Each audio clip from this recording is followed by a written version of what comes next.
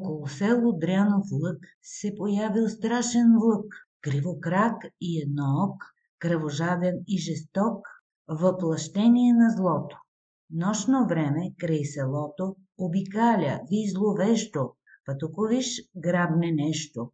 Кога овен от стадата, кога крава от чардата, или някой вол работен на бедняк или имотен.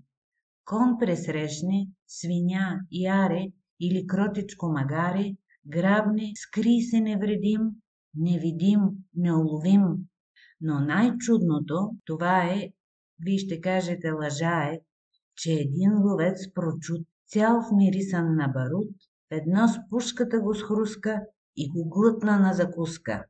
Изпокриха се овчари по кашли и по кошари, пасищата опустяха, медни звънци занемяха, поземници, полуджаци, изпокриха се селяци, всеки кожата си брани, никой вече се не кани, ни на оран по нивята, ни за дърва в гората.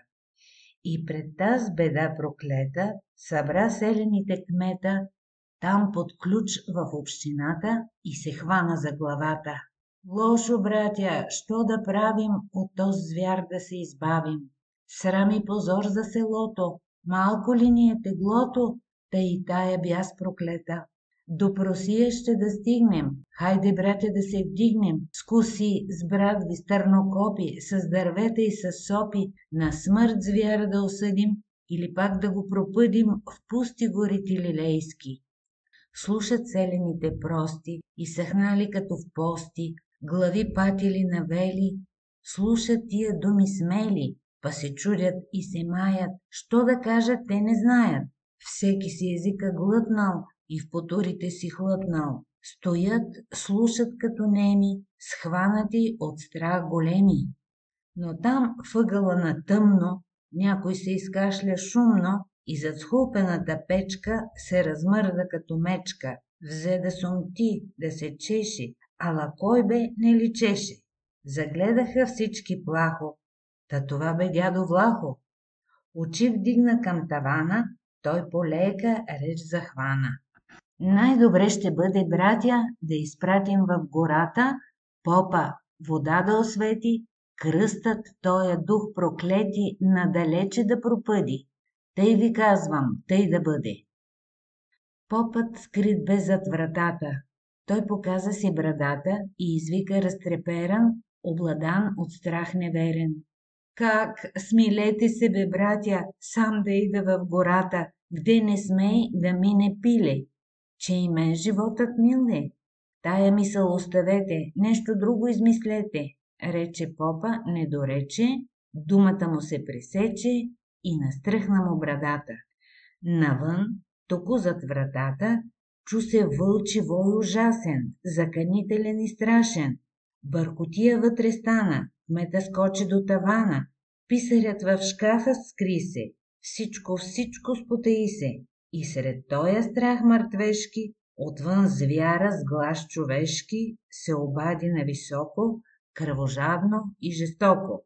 Ако вие сте още живи, чуйте, селени страхливи, селото ви ще оставя, пакост няма да ви правя, ако вие се разберете, жива жертва да дадете.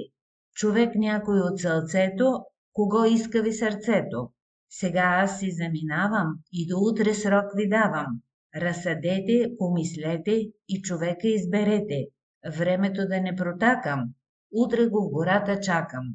Селените вцепенени, из кюшетата заврени, чуха Вълчо как спокойно и полека и достойно и селото се извлече и отиде надалече.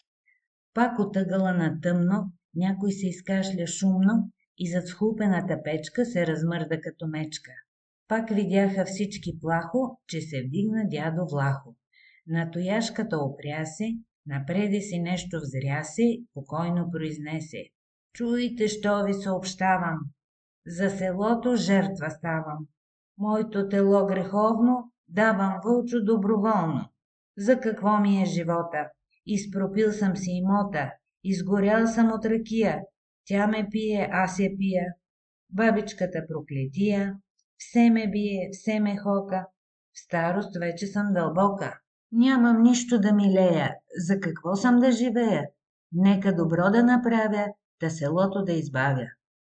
Тия думи, тъй сърдечни, тъй решителни, човечни, толкова ясни и отбрани, трогнаха душите сбрани и разплакаха сърцата и завързаха устата. Никой дума не пророни, всеки тежки сълзи рони, текат сълзите обилни, несдържани и неспирни, наводниха общината и преляха през вратата. Сутринта, насред мегдана, забумтя тапана. Почна народ да пристига, мъже, жени, дечурлига. Скръбни бяха се притекли, с очи от плач отекли първенците на селото, даскалите от школото, да изпратят дядо Влахо. Дядо Влахо сиромаха, доброволно само даден, курбан на звера кръвожаден, за доброто на селото, за спасение от теглото. Подир малко гледат всите, засмян дори до ушите, дядо Влахо, че пристига, шеговито им подмига, па подкарва пешенчица и заигра ръченица. Баба Кера Влаховица, като стара ластовица, подир него се люлее, изпраща го и се смее, и населените вика: отървах се от старика, братя мили, както щете, той, що казвам, ми простете, от душата ми извира. Който знае ме разбира, много теглих с дъртака, от сега добро ме чака. Селените, нажалени, трогнати и умилени, обиколиха старика, а той весело извика: прощавайте, селения, налейте да пия, зарад вашето спасение и за мое утешение. Няма време да се чака, чуйте я, вълчо, зъби трака. Още рекъл недорекъл, зашумя светът претекъл, заподнасяха му всички сменци, стомни и панички, люта гроздова ракия, препечена синджерлия. Дядо Влахо я поема, гълта пие, дъх поема, благославя и нарежда. Всички съдове изрежда и със сърце благодарно пина си човека харно, пообърна се и рече: сполай, братя, стига вече, сега с Богом и простете и за мен се помолете.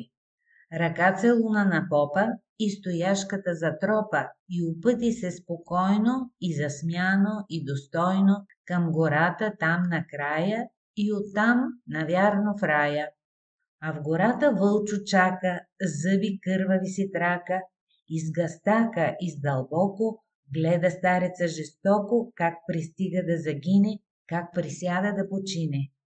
Звярат страшен вой проточи и пред стареца изкочи, приближи го, помириса, но веднага се стъписа, нещо му пресече вкуса и извика с погнуса: стой, не мърдай, старо, там, няма мършо да те ям и кръвта не ще ти пия, че миришеш на ракия. Душата ми не тровете, младо, крехко ми пратете. Дядо Влахо не приима таз обида непростима и окото му не мигна. Той тоягата издигна, заканително и грозно, и развика се нервозно: дума дал си, щеш не щеш, длъжен си да ме ядеш. И той заплю с презрение, вълчо, зяпнал с устървение. Дъх отровен от ракия, като някаква стихия, се разнесе над гората и на вълчо в устата. Опоен се той събори, думица не проговори. Тогас дядо Влахо стана, тоягата здраво хвана, па удря допладне, гдето свари, де попадне. После си извади ножа, свлече вълчовата кожа, па преметна я на рамо и пиян насам натамо се опъти към селото, избавено от теглото.